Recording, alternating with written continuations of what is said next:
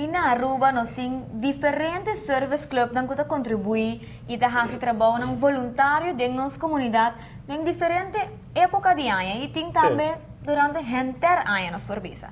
E durante a visita de rei Willem Alexander e também reina Máxima na Royal Jump-In, que nós temos visto um éxito total. Também quer lançar fundo novo para ajudar a jovens que estão interessados em praticar deporte. Se trata aqui de fundo Fredis Refunjol. Mijn hele leven ben ik al enthousiast sporter. Ik heb volleybal, softbal, baseball en tafeltennis in competitieverband gespeeld.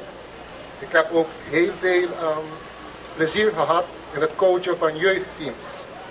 Als onderwijzer kunnen zien hoe belangrijk sport kan zijn op ontwikkeling van opgroeiende kinderen. Het is niet alleen goed voor hun gezondheid, het leert ze bijvoorbeeld ook in teamverband te werken en met teleurstellingen om te gaan. Ik kan wel zeggen dat mijn eigen leven verrijkt is door het sporten en ik heb mijn hele leven geprobeerd die passie over te dragen aan de jeugd.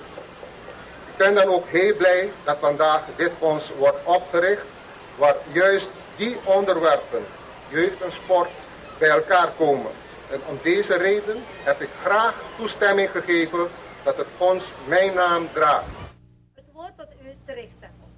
Namens de serviceclubs, Rotary, Kiwanis Palm Beach, Kiwanis Club of Aruba, Lions, Kiwanis Young Professionals, Young Interpreters en Kota Club International of Aruba wil ik volledige steun uitspreken aan de Fondo Gobernador Fredis Refunjol. Gezamenlijk zullen we in de loop van de komende jaar voor zorgen dat er een stevige basis voor het fonds zal worden gelegd.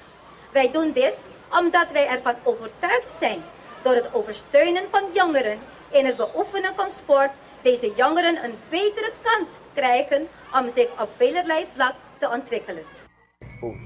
Não mucha mestre tem barreira para praticar deporte, para motivo não financeiro. E para esse motivo, Sua Excelência, Sr. Fredis Refunjol, está sumamente orgulhoso que o fundo aqui logiva seu nome. O fundo, no momento, aqui tem start capital de 70.000 florins, por de donação de outros service clubs, mas também de lo que queda recaudar a noite de concerto na Bushiribana. Seguro bonita fiesta. No, seguro que sí, manejo como visto anteriormente.